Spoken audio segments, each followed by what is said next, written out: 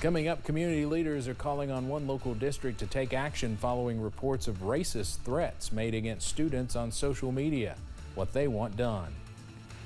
And we'll preview a Pink Friday event, which encourages people to support local small businesses. And we're going from spring back to winter rather suddenly over the next 24 hours. I'll have the latest on the way as First at 4 continues.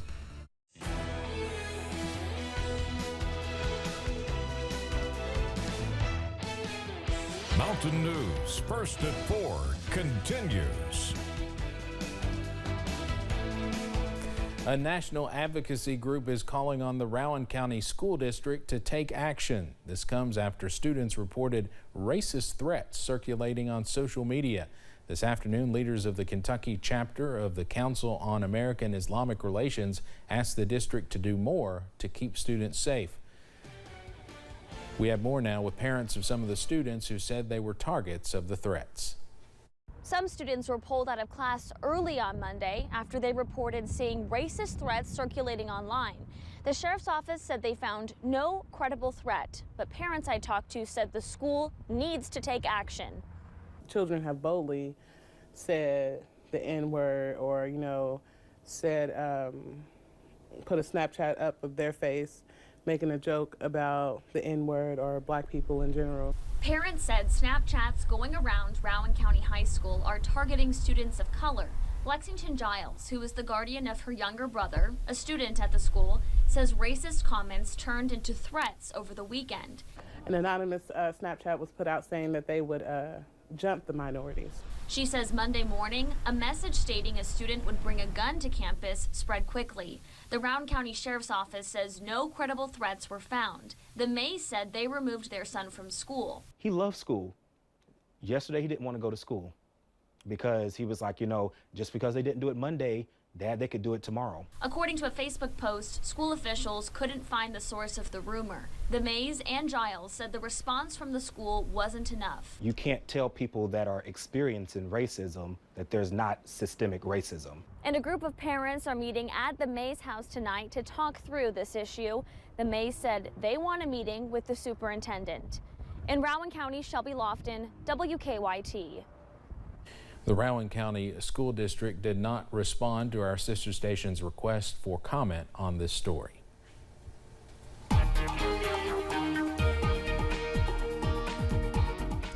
A rather sunny day in the region coming to an end. Get out there and enjoy it now because we've got some more in the way of cloud cover and rain showers on the way. You see our time-lapse camera from the University of Virginia at Wise. That sun beginning to set already at just 4:30 this afternoon.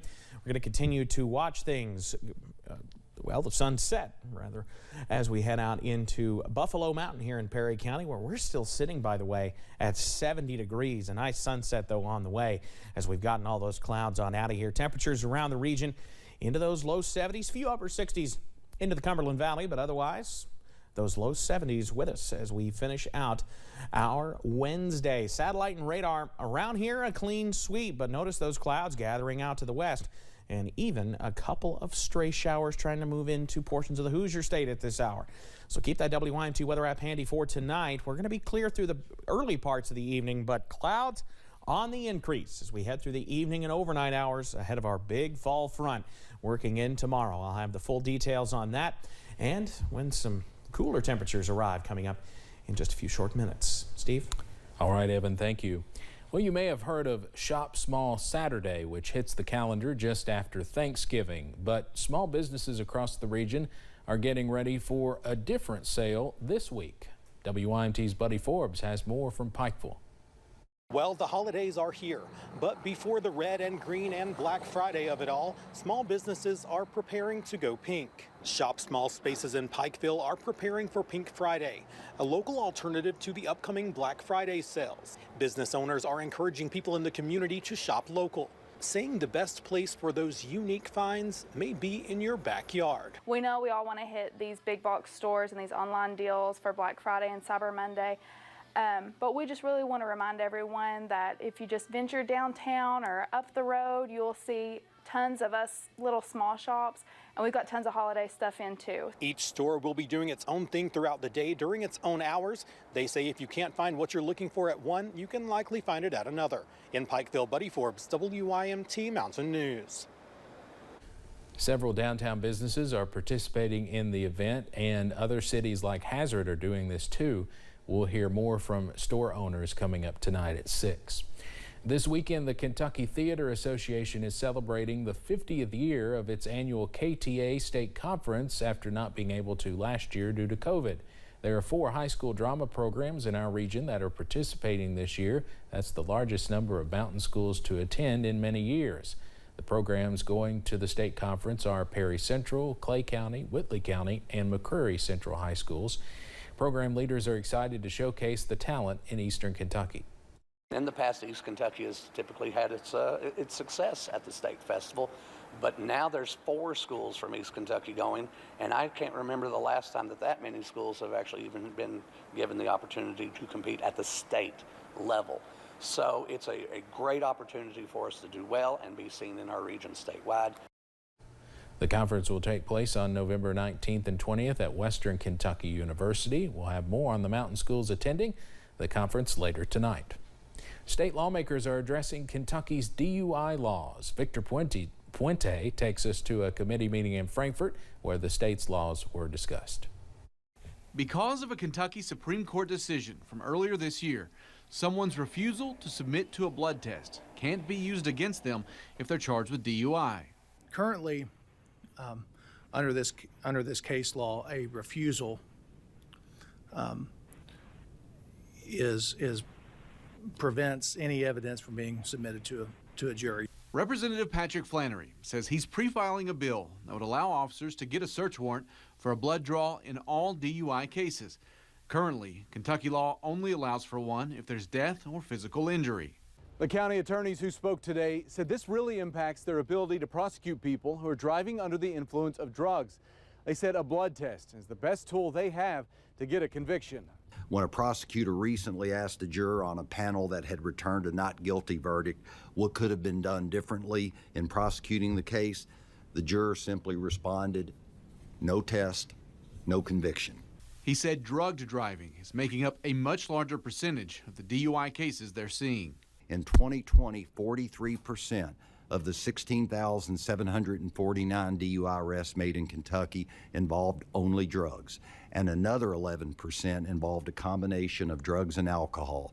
One lawmaker expressed concerns about passing a law when the case from the original decision could still be appealed to the U.S. Supreme Court, but others said they hoped it was passed quickly.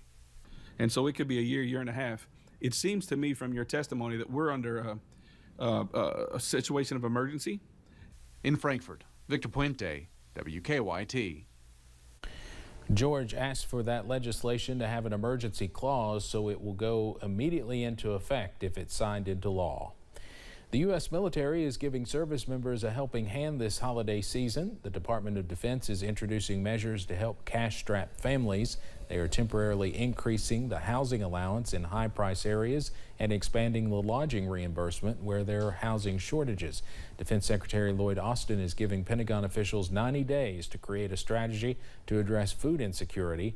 Feed America says 125,000 active duty service members have trouble putting food on the table. That's nearly 10% of the active duty force. Pfizer is asking for the U.S. government for emergency approval of a new COVID treatment. The request comes as the FDA could soon approve the drug maker's COVID-19 vaccine booster for all adults. With a new spike in cases in some areas creating a new urgency, the FDA is expected to authorize the Pfizer vaccine booster for all adults as soon as tomorrow. The CDC currently recommends boosters for people 65 and older or at high risk, but at least 7 states are not waiting around for the federal government to revise that policy, including today in Kentucky and in California.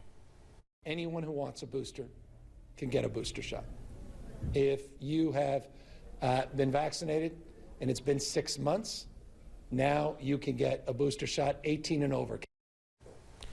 And as the holidays approach, a recent survey found about half of Americans will ask their holiday guests to wear masks, and nearly 3/4 say they plan to celebrate with just members of their household.